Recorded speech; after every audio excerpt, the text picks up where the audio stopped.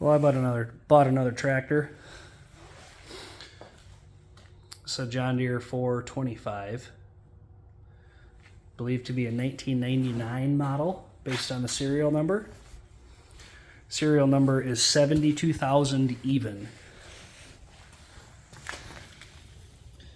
So that's kind of cool. Never had a tractor or anything like that with an even serial number like that, so that's pretty sweet. It's got the FD 620D Kawasaki in it, 20 horse.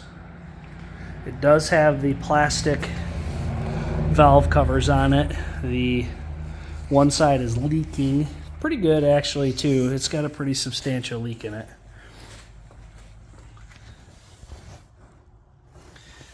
It does have an oil pan underneath it because there is a pretty substantial hydraulic leak based on the mower deck there. It does have this is a 54 mower deck for it. It's super quiet mower deck too, very quiet. I don't know if that's just because of all the hydraulic oil that's been leaked onto it or what, but it's actually very quiet. I got a 10S cart. There's the tailgate for it. It's just out back. I don't have space for it in the garage right now, clearly, as you can see. You got both side panels. Sadly, one is broken. You got the deck covers, the pulley covers for the deck. I got a grill that's actually in really good shape, minus the amber little side covers there, little markers. It's got 1,244 hours on it. Never had a front quick hitch on it or loader. No indication of one, of any of that in any of these holes or anything. Nothing's, egg shaped or anything like that. So literally this thing was like a mowing tractor.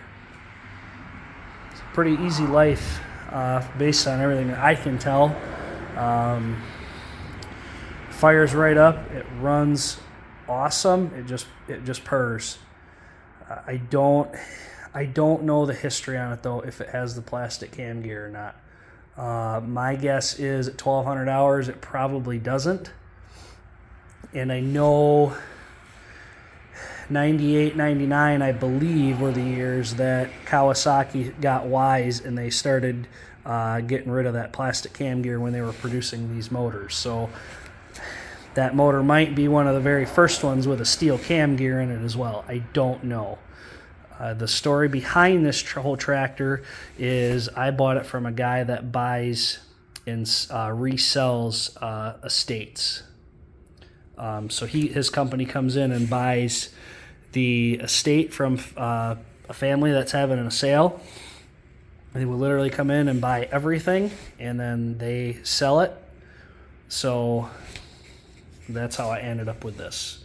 I'll be honest, I paid $1,000 for the tractor, the mower deck, and the 10S cart. So I don't think I did too bad. I think I did actually very good. So I'm not going to keep it though. This is just strictly a flip project for me. I'm going to go through it and make it right for the next owner. I'm going to check out the hydraulic oil leak. Get new aluminum valve covers on it. Got a whole maintenance kit coming for it so I can change all the fluids and everything in it. Engine oil, hydraulic oil.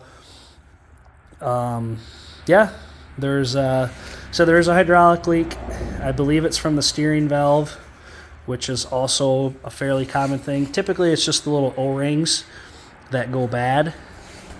So I'm hoping that's what it is. I have a leak detection kit. I'll show you guys here. If you guys don't have one of these, pick one up. Please pick one up. It saves so much time trying to figure out where a leak is coming from or what's leaking. You can put this dye in a system, an engine oil or hydraulic oil system, coolant system, and just let it be, and it will be fine. It's meant for finding leaks that are, that you notice that there's a leak. But according to the company, you can put this in there and leave it in there, for its entirety. Obviously if you change the fluid, then you got to change it out again. But it makes it easier in finding leaks. And all it is a fluorescent dye that you put into the hydraulic fluid or engine oil or coolant. Like I said, you run the machine around. So however big your hydraulic system is, maybe you're running around for a half hour like one of these little tractors, 20 minutes maybe. Maybe you're running around for that long. I mean, there's only 2 gallons of oil in those things, so it's not very long or very much. Once you're done, park the tractor, and then you get this UV light, and you shine it under where you believe you have a leak, or where you're seeing like oil buildup on the outside of something, and that fluorescent dye will shine through and tell you where your leak is at. So I used it actually on the X748 not too long ago on the SCV valve, where the push-pull rods connect that tell the valve which way for the fluid to flow, and worked great. So use that there, and I'm going to use it again on this tractor and find that leak and fix it, and yeah, then this tractor gets sent down the road.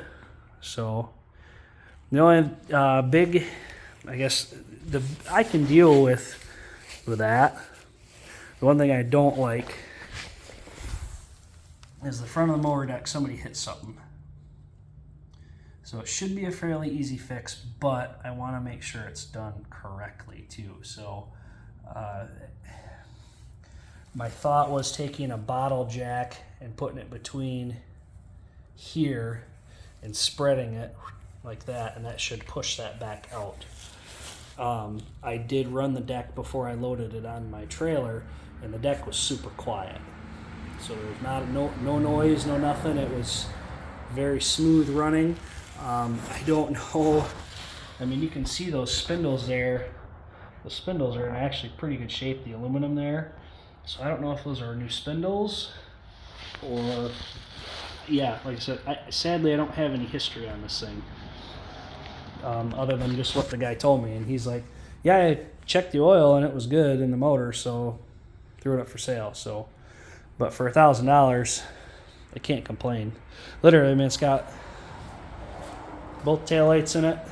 They both work, except that one has a crack in it in the lens. Like I said, the headlights work. I believe all the gauges work. I know the PTO and battery light work. I never ran it long enough to really even pay attention to the gas gauge or the coolant gauge really, for that matter. But yeah, so I'll have more videos on it later. I'll have videos on doing these valve covers. I should probably check the valve lash on it too while I have that open, just to make sure. And that should give me a little bit of an indication if somebody's been in this thing or not. I mean, not saying that they would have changed that, but if they did, it'll give me an indication of if they did or not, if those valves are tight again. So, and I'll do a video on that leak detection kit there. Like I said, I have a sneaking suspicion where it's coming from, but I don't know 100%. So, yeah. But the first order of business is going to be stripping the panels off of it, taking the hood off of it and everything, getting it back outside, degreasing everything on it, cleaning it up, and then starting the repairs on it. So, yeah. That's the upcoming project. Hope you guys liked it.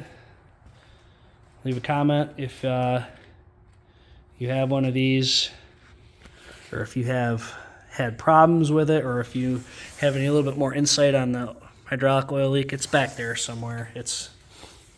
I believe it's the steering valve, like I said. So yeah, but that's what I'm going to be up to here the next couple days. So again, guys, thanks for watching.